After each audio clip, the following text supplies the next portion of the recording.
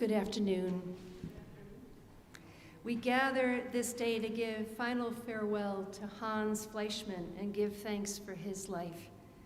In preparing my heart for this service, I was reminded that when the world leaves me feeling unsettled, such as a time of this, I often find myself sitting, kind of drawn to be sitting before an unfinished puzzle, crossword puzzle. And as I search for the patterns and connections, that simple process so often takes me out of the preoccupations of my own life, and I am in that moment just immersed in searching for a fuller picture of the puzzle before me. In many ways, I think of memorials and the conversations we have with each other in anticipation of the memorial similarly. See, news of a death, especially of someone who has been in our midst for a long stretch of time, it is instinctive to reflect more deeply, to create a larger picture, to remember the departed more vividly.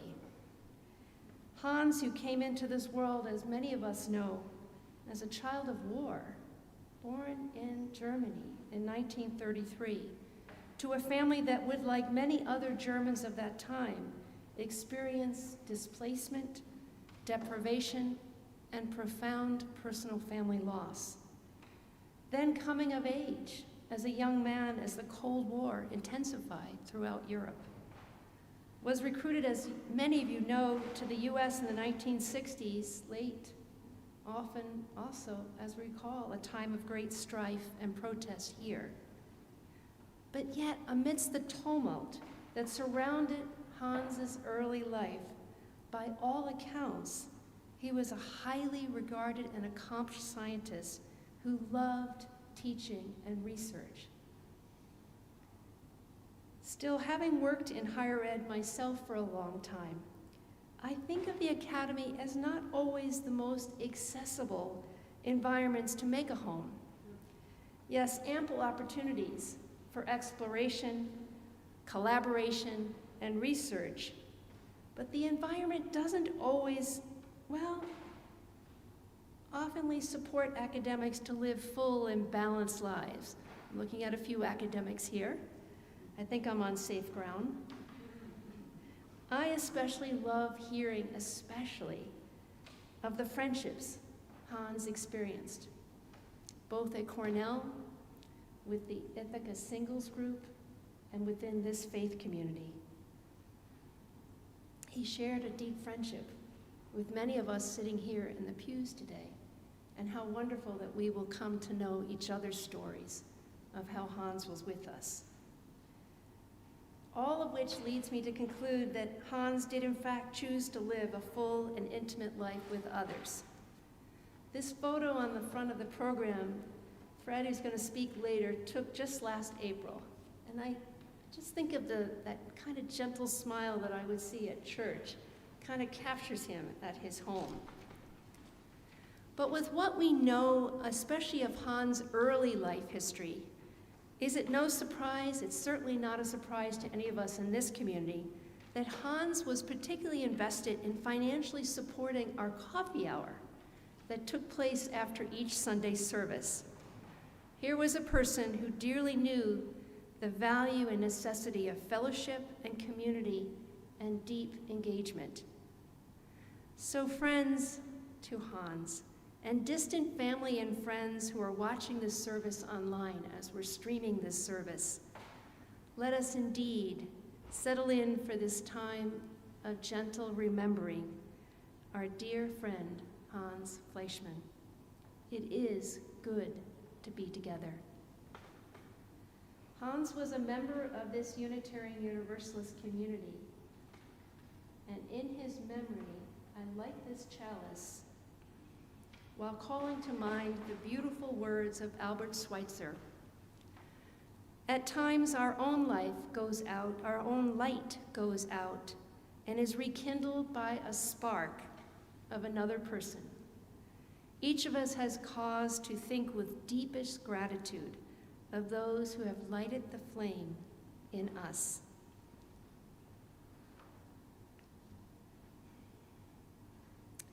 A brief reading from another UU minister. Grief has its beginnings in the twin necessities of attachment and separation. There is no life, as we know, without either attachment or loss. Hence, there is no life without grief. And when attachments are strong and deep, the feelings of loss that accompany separation are understandably strong as well.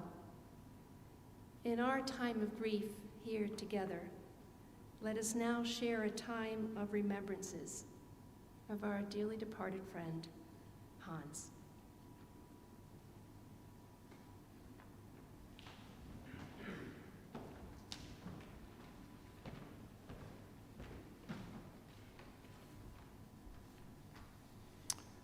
As you can probably guess, I am not Peaches Gillette.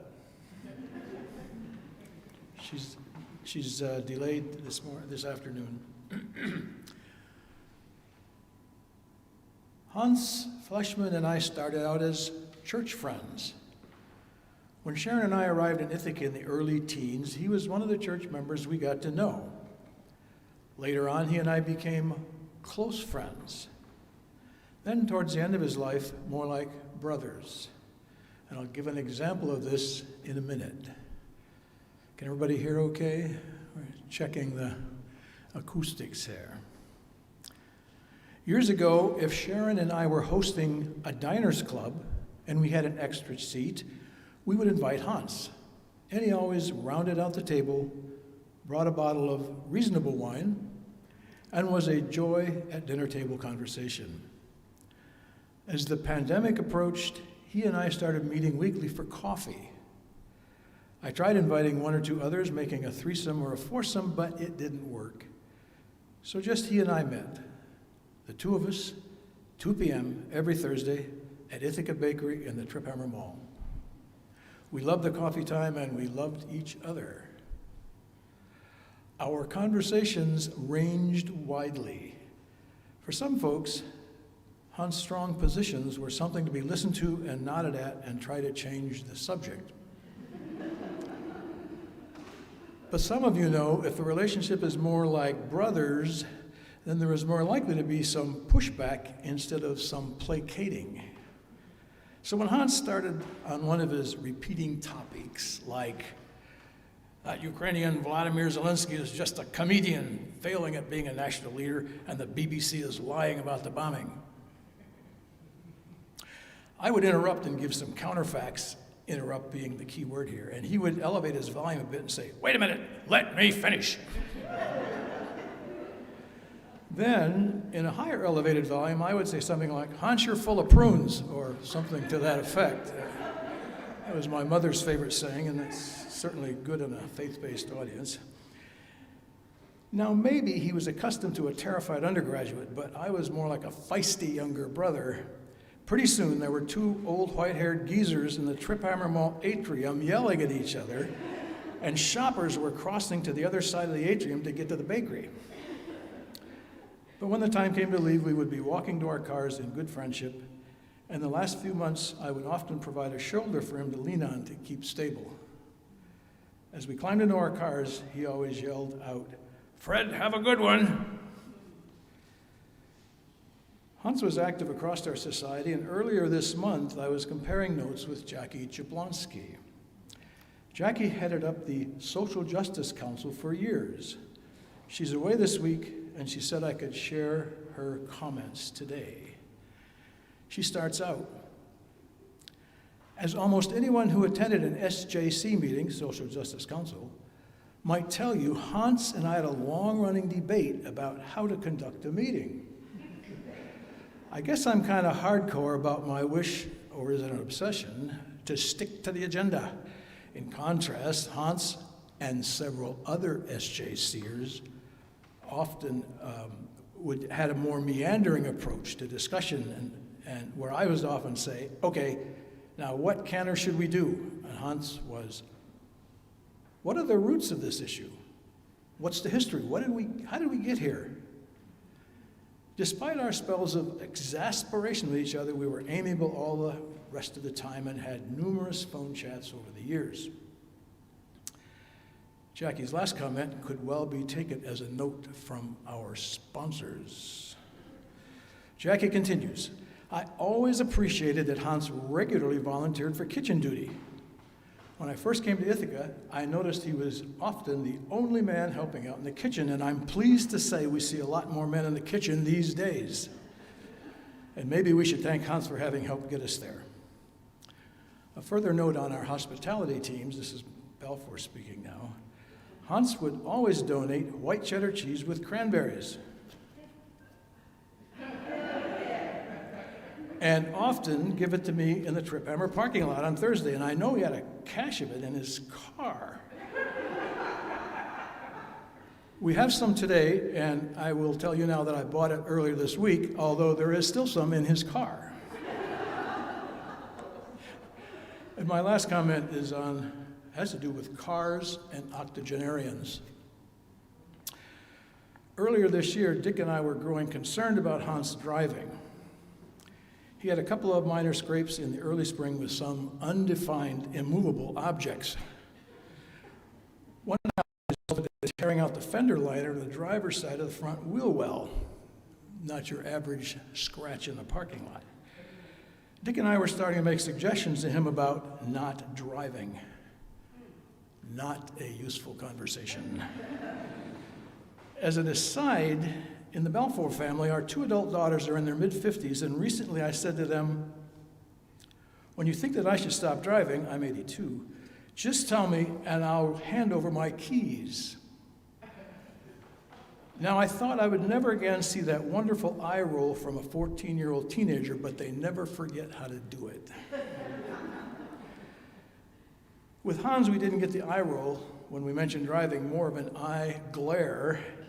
He definitely wanted to continue driving, so I was surprised one day about 2 months ago when we met at his house, me bringing 2 hot mint teas from Ithaca Bakery. As I was leaving, he asked me if I would drive him up to Walgreens near East Hill Plaza for some prescriptions.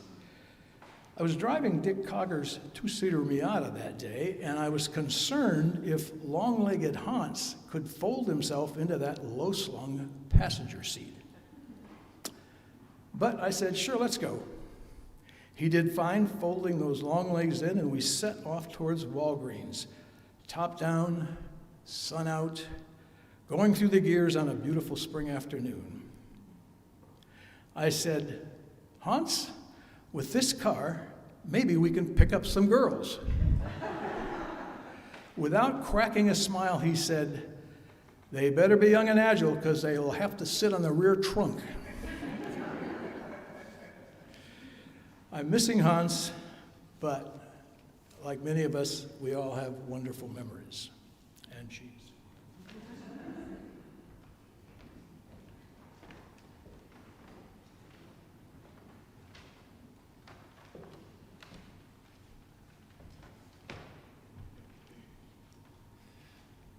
I've got some prepared remarks, but before I start those, I'm going to just share something. There was an observation sitting there a few minutes ago. Of course, I'm a Unitarian, and Hans is. That's our connection.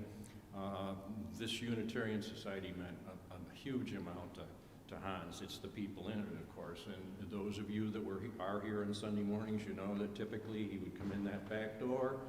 As time went on and he started to fail, he came in later in the service and later in the service, but he'd come in and he'd sit right down there.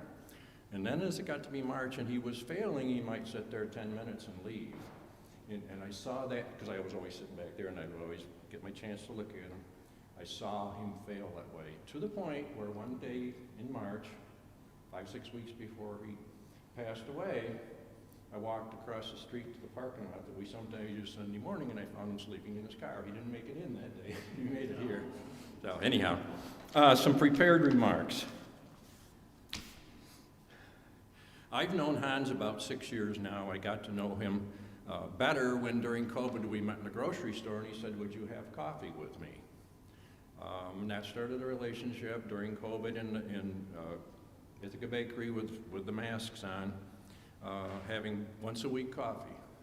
And it ended up, those last weeks of his life with me, bringing to his house that mint tea and his apple puff that we got from College Town Bagels 3 or 4 times a week. I got to know Hans. I could tell you about his youth, as I occasionally quizzed him on that.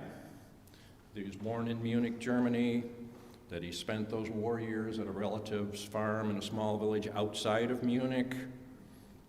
Where there, he learned how to milk cows. When he was 12 years old, he learned how to lead the oxen around the field when they were plowing the fields with oxen.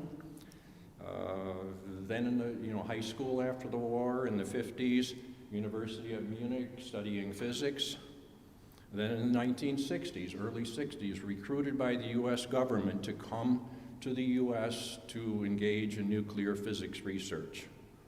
That followed by a request to come to Cornell for the physics department. And then in the 70s, his major contribution to physics knowledge, which put the Cornell physics department and Hans Fleischmann on the world map. At that time, Lawrence Livermore was the leader in nuclear research, and when they could not resolve a theory that they proposed, Hans came up with the idea of how to do it. Cornell tried it, and it worked, and it put him on the world map. And I could talk a lot more details that he and I talked about his young life, which I enjoyed. But what I most remember Hans for is his inquiring mind. When I first listened to Hans, I often heard arguments and positions on issues that took me back. They were contrary to the popular view. And sometimes for me, listening took a lot of patience without responding. And I think some of you here can probably relate to that. Some of them, you'll remember him for that mind of his, that questioning. I did eventually recognize a pattern to his thought. I saw an inquiring mind that didn't accept settled belief. We live in a world where many of us want black and white on issues, right and wrong, and Hans saw shades of gray. I don't know if that's the mind he was born with, which would have made him that successful researcher in academia, or if it was the result of that research experience. But it made for interesting conversations and arguments, just like Fred. I couldn't always agree with his thinking, but I eventually understood the source of it. And in the end, I came to appreciate that and the man. Yes, Hans Fleischmann became my friend. I've come to realize he was a person who contributed in many ways to our human experience. And will, through his work, his teachings, through his students, his relationships and friendships, continue to live in the future. I'm honored to have known him.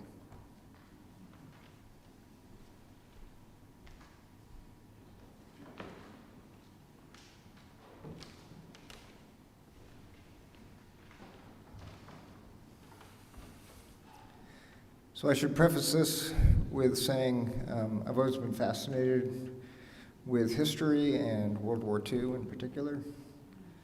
And, you know, it's influenced so much of our current world today that we live in, from much of our technology to who the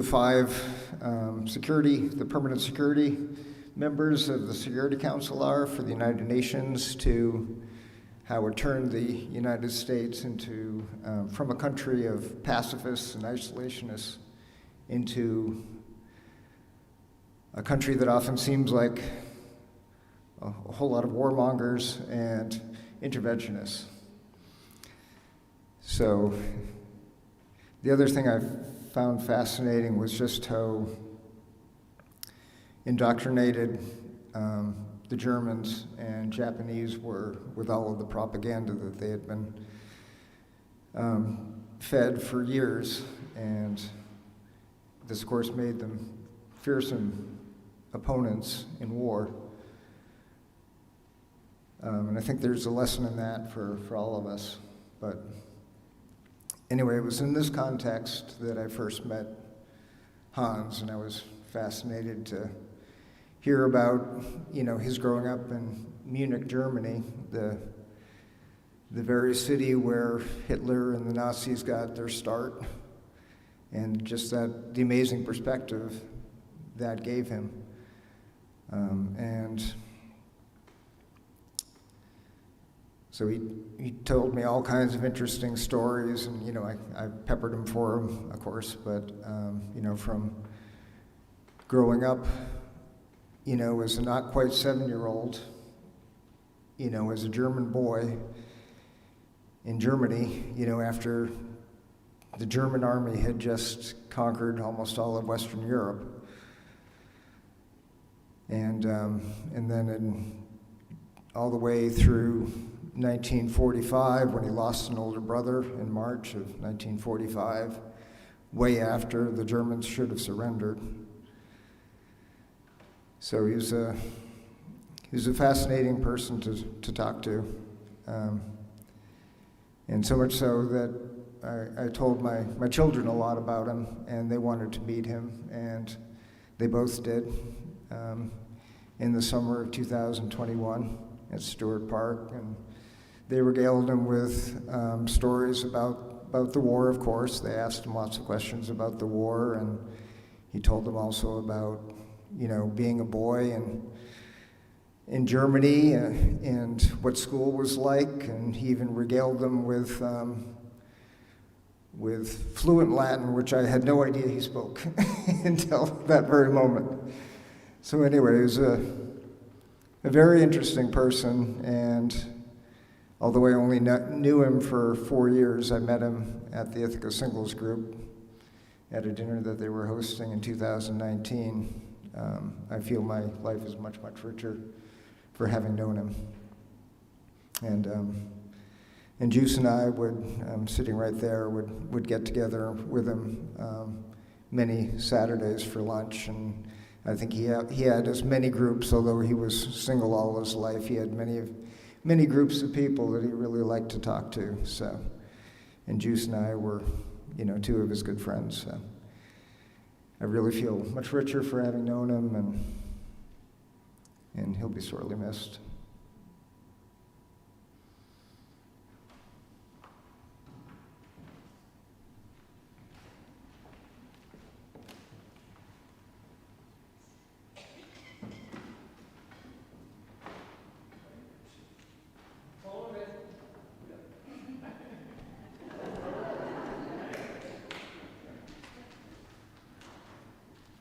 My name is Val Costron, and I met Hans in September of 1968 when I came to Cornell as a postdoc in Dave Clark's group in applied physics.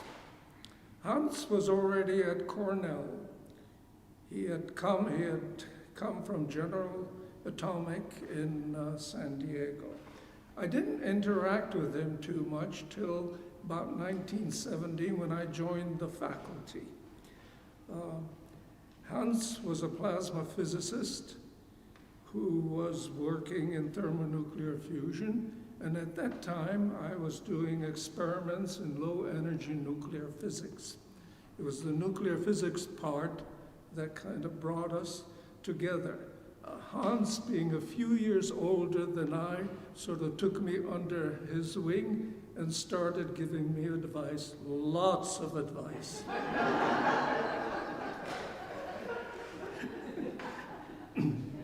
Anyway, since I was then located at the nuclear reactor lab, which was on the engineering campus, later renamed the Ward Lab, and Hans spent most of his time at Clark Hall and Mitchell Street, I only saw him regularly during and after our regular faculty meetings on Friday noons at Clark Hall.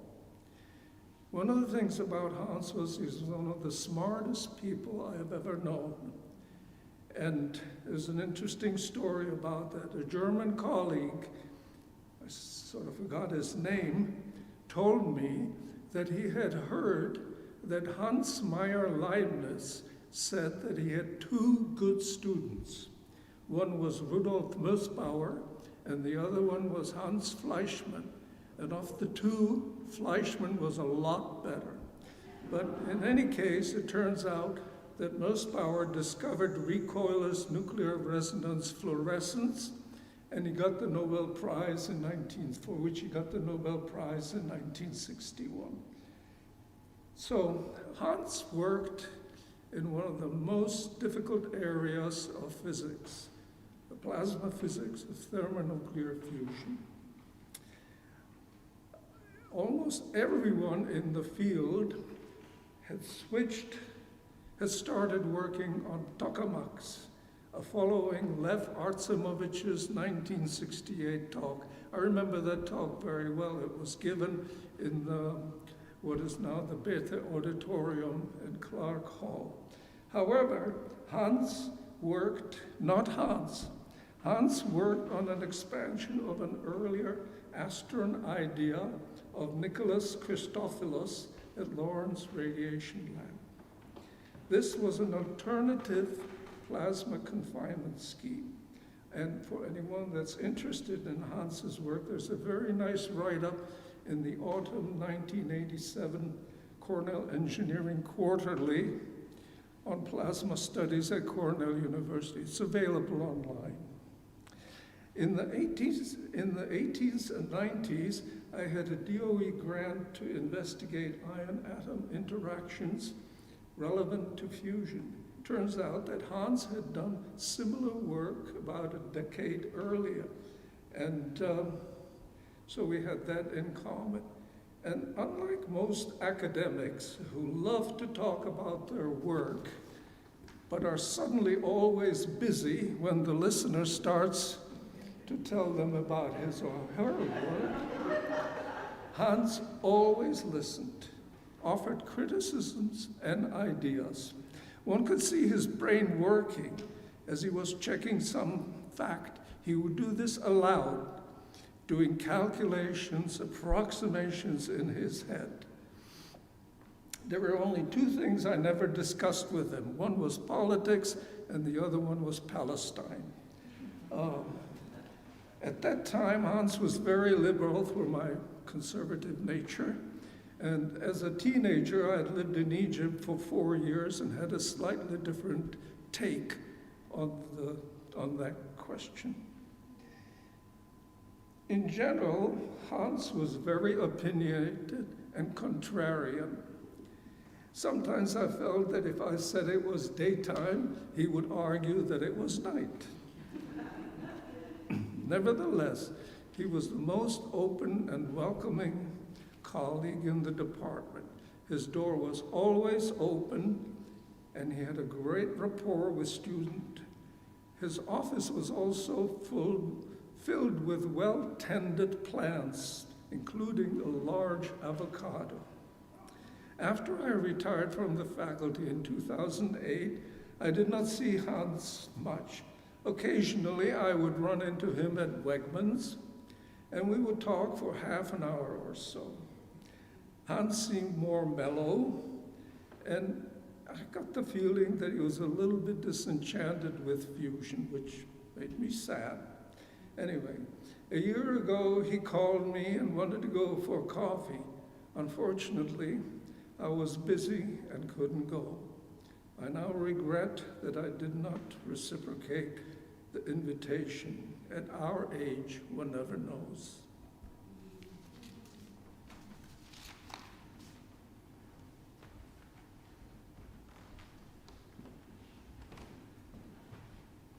In addition to streaming our service, I'd like to invite Arthur Wall to come forward, who also has a remembrance from his relationship with Hans at Cornell.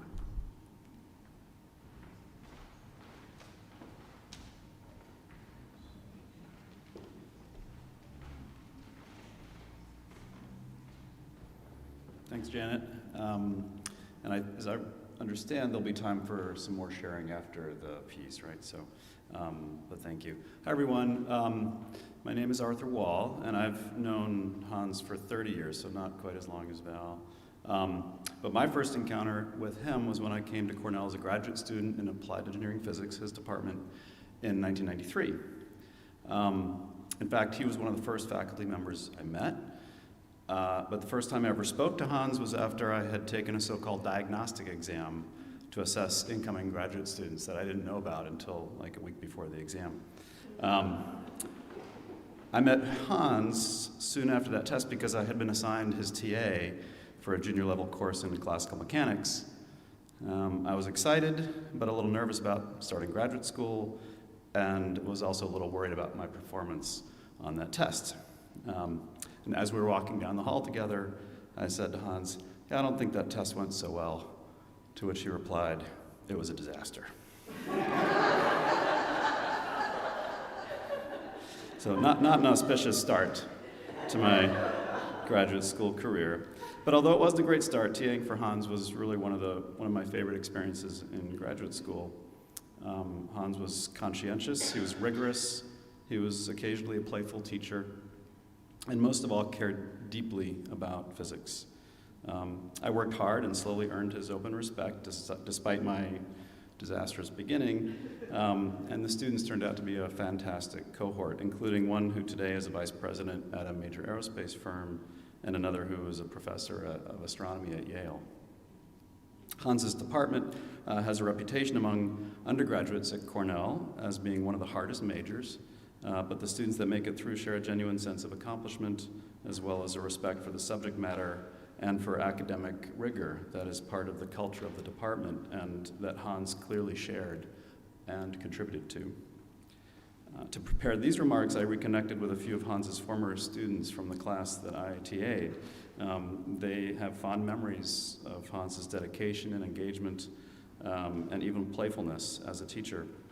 One of his former students recounted the day Hans made a near frictionless surface by pouring an alarming amount of liquid mercury onto a table. She described the class nervously retreating from the table while Hans waved them closer with his mischievous smile to get a better look. For those of you who are worried, mercury is of course a known toxin, but is actually not so dangerous in its solid form if handled properly. So he was not endangering his students. I'm sure that Hans's level of engagement contributed to that class's sense of community and camaraderie. They even made t-shirts advertising a fake clearance sale of surplus goods from the department. Like all t-shirts of its kind, it was a list of inside jokes and puns offering last chance deals on items like linear isotropic homogeneous vanilla flavored dielectrics, spherical cows, point masses by the pound, and frictionless surfaces by the yard. But the t-shirt also called out Hans specifically by offering up his famous banana tree among his plants in his office, which was a very prominent feature there. So that was really fun, and I was able to get them to, one of those students sent me a picture of the t-shirt, so I have that again. In recent years, I was surprised to discover that Hans had a long association with the Unitarian Universalist Society, this church, and to see him become increasingly engaged in the last 10 years or so, including with the Social Justice Council, with a monthly men's group meeting, and with discussions about racism and anti-racism work. In those discussions, he had the same mix of care and rigor that he showed in his teaching. He cared deeply, but was also deeply concerned about the definitions of terms, and I think with making sure that all forms of bigotry and oppression were recognized. In other words, although we also disagreed sometimes, I came to believe that his principal concern was as a humanist and a universalist. He wanted all individuals to be recognized for their chosen identities above any categories imposed on them by others, which is a very worthy ideal. So thank you all, and thank you, Hans.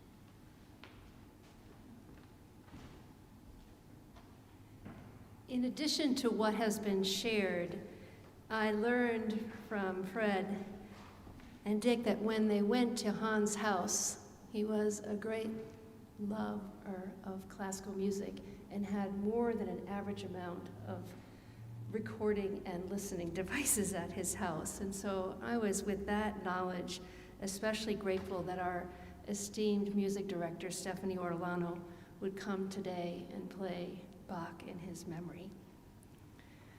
We have heard such amazing stories. Probably most of us have heard something that we didn't quite know about the remarkable Hans, although there seemed to be a little bit of a theme of the debater through all of the conversations. We wanted to create a space for a moment of pause for you to connect also with your own memory. And if you feel so moved, to please come forward and share it with the rest of us. No pressure, but be inspired by what you've heard. And perhaps, and I'm looking at this second layer here, because we were all in spirited conversation before this gathering about Hans' experience in the Ithaca singles group. But truly, no pressure. But if you feel so moved, the mic works really well up here. Do come forward and share a memory.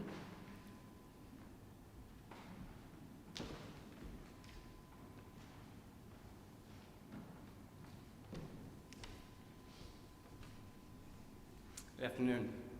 My name is Bill Podolka, and as some of you know, I was Hans's last grad student at Cornell.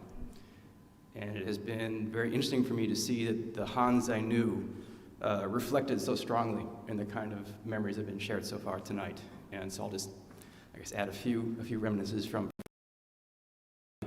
I agree with what Val commented that Hans was extremely bright, certainly one of the smartest individuals I've ever come to know. The way that came through was certainly in grilling us grad students and making us work hard in the lab, questioning, probing.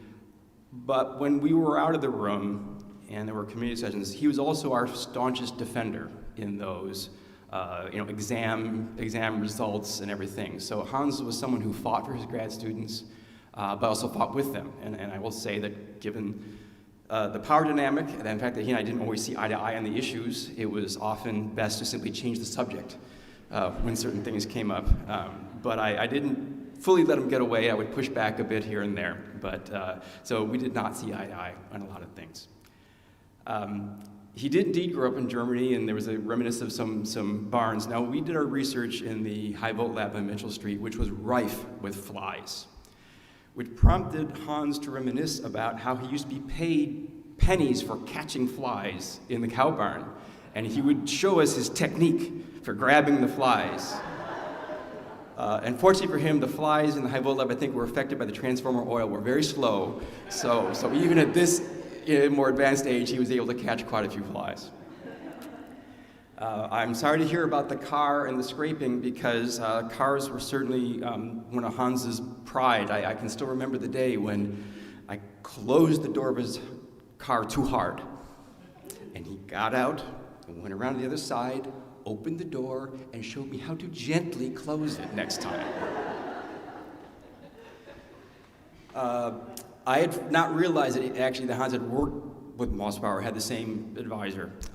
He was a contrarian, and in that case in particular, Hans would wax on how that was an inappropriate Nobel Prize, and the extent to which Mossbauer lobbied for it, et cetera, which gave me some insight into the politics of physics, which as a young grad student I hadn't really realized existed. So that was more of his education. But also he had some very choice words about Carl Sagan and the whole idea of cold coming from nuclear winter, that scenario. But he had particularly choice words for a pair of researchers, Pons and Fleischmann, no relation, who claimed to have discovered cold fusion, and a way of creating fusion power in a solid state form. He said, if they were right, they'd be dead from the neutron flux. So he had he had more physical constants and rules of thumb in his head than you can begin to imagine. And as was related, he would estimate things and do stuff. So he was notorious for walking into a seminar. We had physics seminars once a week or so. Usually 10 or 15 minutes late, he would walk in, and within a minute, his hand would shoot up and he would be giving some estimates and numbers as to why the speaker was completely wrong.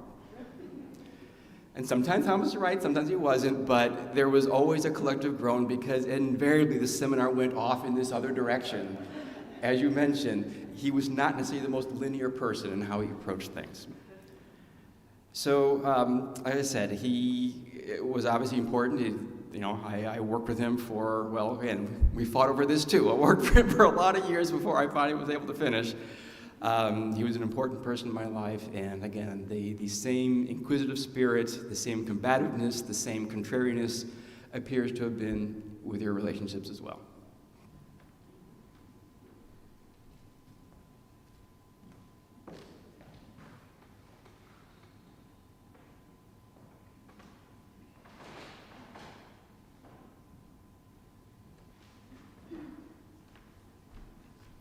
Hi, I'm Mary Kirkpatrick, Mary Paul to some.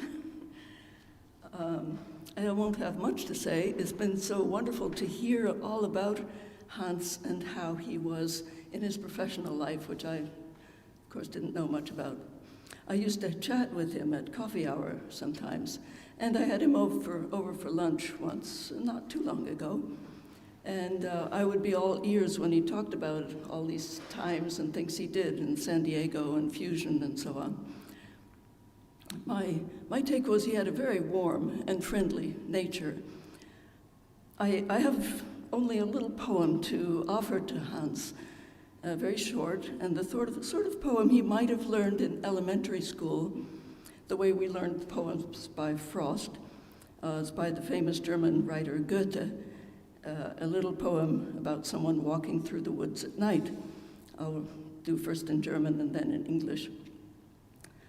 Über allen Gipfeln ist Ruhe, in allen Wipfeln spürest du kaum einen Hauch. Die Vögelein schweigen im Walde, warte nur, balde ruhest du auch. And the English goes, over all the high mountains is peace. In all the treetops, you feel hardly a breath of wind. The little birds are silent in the woods. Only wait a while. Soon you will rest too. Rest in peace, Hans.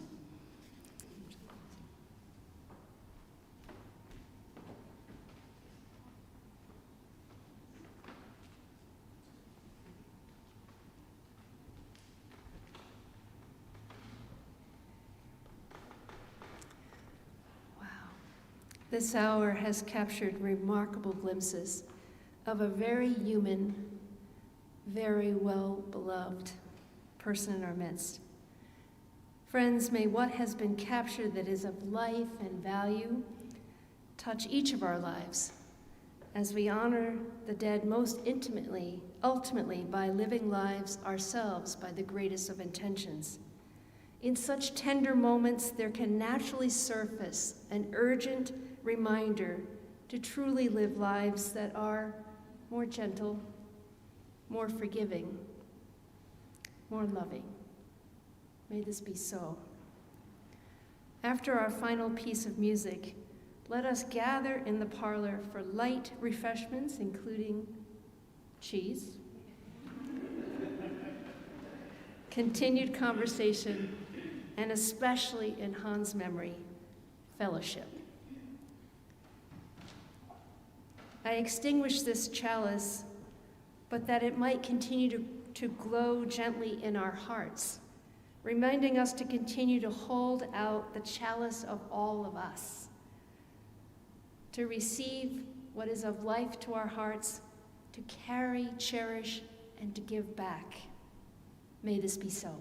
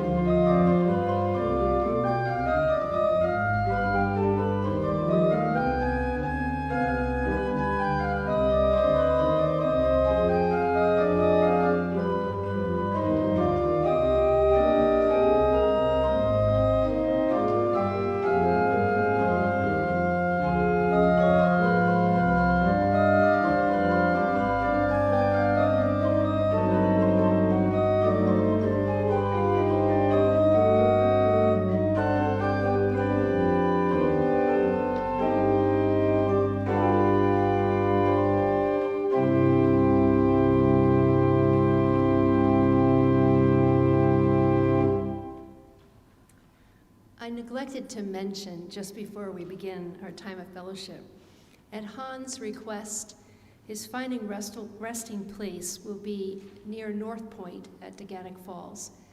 A group of us will be traveling to North Point. There's maps out there if you're not familiar with the location at 7 a.m. tomorrow to scatter his ashes. If you would like to join us, by all means, everyone is welcome. Come, please, join for fellowship.